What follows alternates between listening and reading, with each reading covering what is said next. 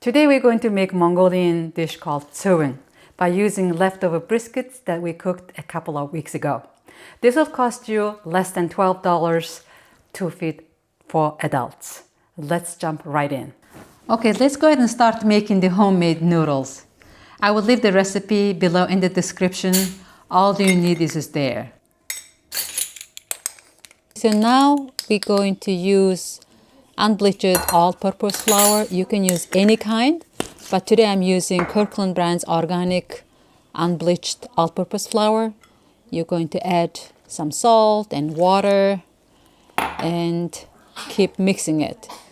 When you mix in this dough, it's going to be very sticky to your hand, but do not worry. As long as you use the correct amount of flour and water, it should all come together. So you will need about 5 to 10 minutes kneading. And once everything becomes together, then that's good enough. As long as there's no big lumps. As you see here, just keep kneading it. About 10 minutes is good, like I said. I'm going to rest the flour right here. All right, let's go ahead and check the flour. The dough. Okay. Oh, it's very nice. Nice and smooth. My flour get nicely hydrated. Look at that, how nice and smooth it is. Okay, so going to divide this in 3. Doesn't have to be exactly 3, it can be 4 or even 2. It's your preference. Okay, I'm gonna put it back right in here. Actually make a little ball. The reason I'm making ball is because by the time I start rolling them down, it's gonna be about 2 minutes. So it will, once it's rested, what's gonna happen is it's going to be very easy to work with. It becomes more elastic and gluten is going to relax. So when you make it flat, the dough is not going to be bouncing back and forth. It's going to be more stretchy, more elastic.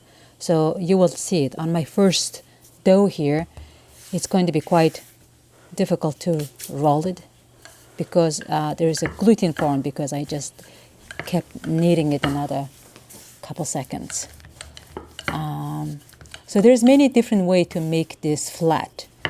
As you see, you can roll your dough around your roller. And the reason I'm sprinkling some flour is because I don't want my dough stick to my rolling pin. Okay. Just gonna put this on the side on my board here. Okay, the reason I'm putting on the board is because I want this to dry out a little bit, not so much, while I'm working on my other 2. Okay, so this is getting a little sticky. We're going to sprinkle a little bit of flour and then just keep making it more flat. Okay, this is the part that we just fast forwarded. It's a lot of work. I don't want to get bored me doing the same thing over and over. Okay. Oh my goodness, do you notice that all of a sudden screen gets so black and dark? This is 2026 here in America. Power just went out without any warning. I don't know what happened, but today is my content creation day, so I have to keep going. And as you notice in the background, I brought my gas stove. Luckily, I had one, so we're going to continue recording it. So I'm going to bring my cutting board with my dough on it. There's so many different ways to prepare this homemade noodle. This is just a one way. We're going to grill this very lightly. So it depends on your frying pan size. You can cut this dough. Either to 6 parts or 3 parts. Turn on my gas stove at medium heat. And if you're doing it first time, then you have to be very careful. You don't want to burn your finger. but you're going to grill it very gently, very lightly. If you leave it too long, it's going to form some bubbles. Then you know you're cooking too much. As you notice, just enough, just very lightly, so it doesn't get stuck to each other. But you can pile them up on top of each other, because once you cook like this lightly, it's not going to stick to each other. Yeah, I cannot still believe the power went out. It's very mind-boggling. I've been doing this many years, many years. I'm sure you have also in your country, you probably have similar food like this, or you make your homemade noodle little different ways. If you write below down in comment your version, I'll be very interested to know. Okay, it's now time to cut and make my noodles. I'm going to gently spread some olive oil, or it can be any kind of oil. The reason I'm doing this is because, number one, I don't want them get stuck to each other while cooking. And also the other reason is because I want to make it nice and soft and moist noodle. A lot of Mongolians make it little different ways too. So some of them don't even put any oil in between. They just cut it, and that also works. So this is just the way I like to do it. Now we're going to cut this. I will cut about 5 millimeters thick, but you can cut it either a little bit bigger than this or a little bit smaller than this. It really doesn't matter. It's pretty easy to slice. If it's very hard to slice, that means you overcooked it. So my knife is cutting through nice and smooth. That means this dough just came out really nice and perfect. And just the way I feel it's going to get cooked within just 5 minutes, because this is almost like halfway cooked. So when you're making your dough, if it becomes too tough, don't worry about it. Still work with it, finish it up, and then your food is going to come out a little bit of drier. But if you make your dough too soft, obviously it's going to be very challenging to make it flat. But you can sprinkle more flour and make it flat still. And you can, after you grill it, still you're going to make this food. So just a trial and error. Just keep doing it, and then you will become very good with it. Okay, look at this noodle. This came out perfect. Nice and a little bit moist. And as you notice, I put a little bit of oil when I spread it on my dough. So I'm going to put it into the bowl. The reason I'm doing this is because now we want to prepare meat and vegetable, cook the meat and vegetable.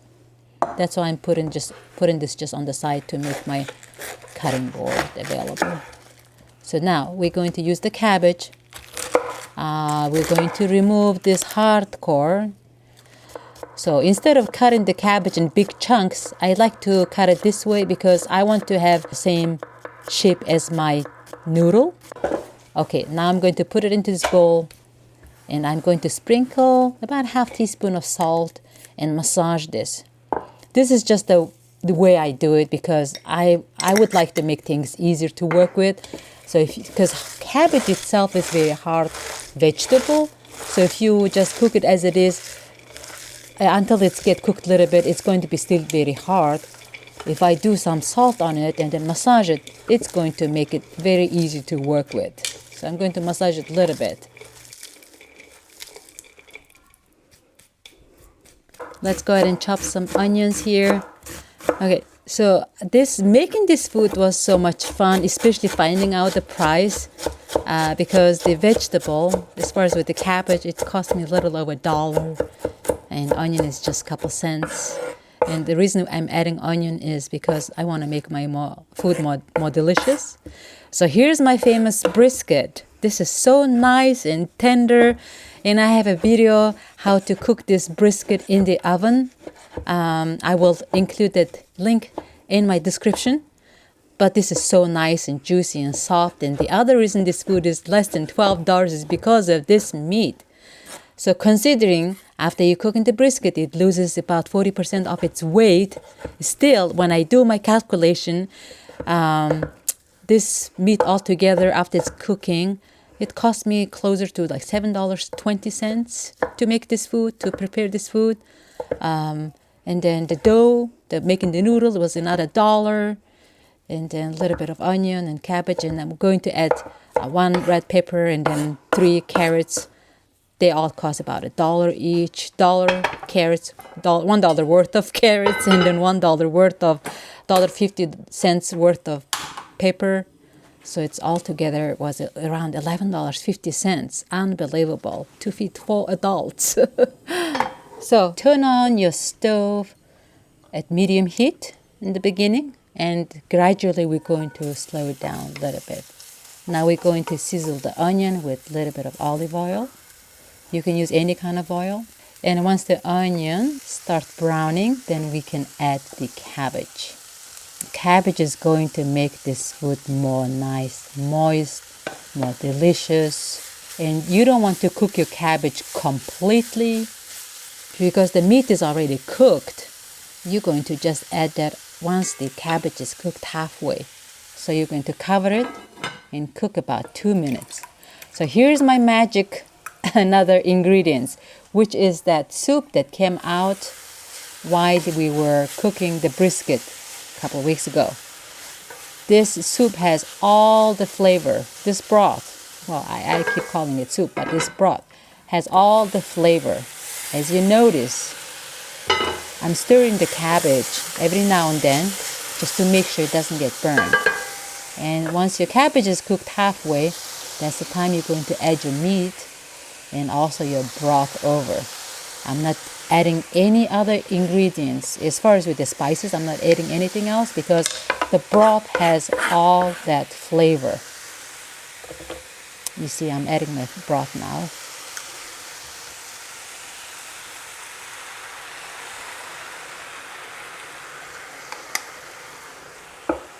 You're going to gently mix them up.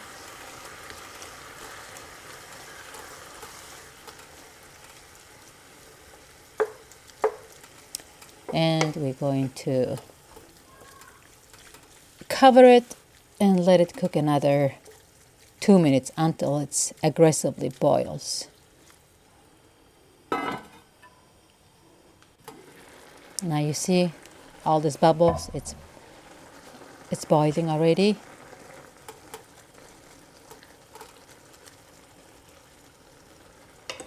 That means we're going to add the noodle on top of it. So we're going to steam cook this.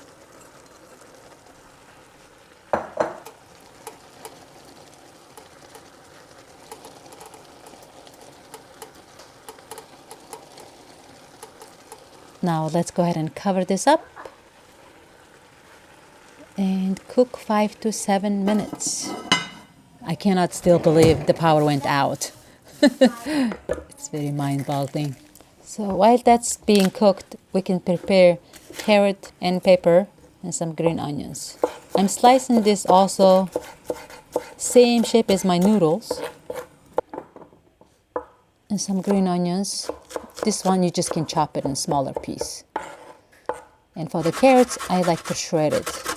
And we're going to add all these vegetables into the Tsuivan.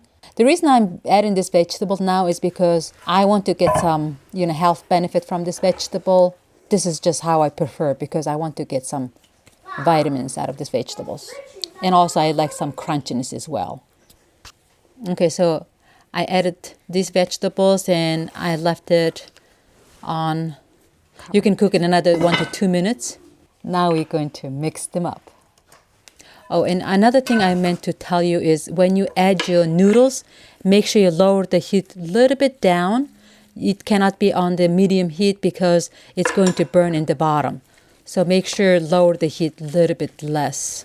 Because I have done it many times, I know the noodle is done. I know there is no broth underneath. But for you, please make sure before you're adding your vegetable, taste your noodle and then check if there's any broth underneath in the bottom. If there's no broth, then you can just put the vegetable on it and cover it and leave another minute and then you mix it. If there's some broth still, you can still add your vegetable and cook another 2 minutes until that broth is completely gone. By doing so, you're not going to overcook this meal.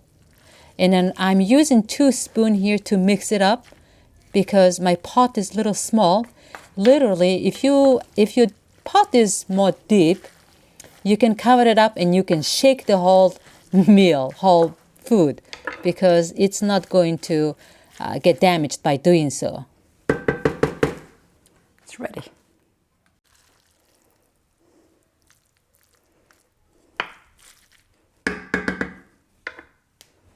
Okay, time to give it a try.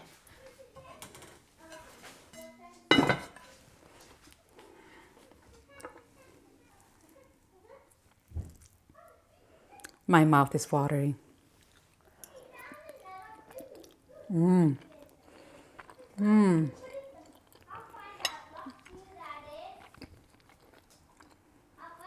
Excellent.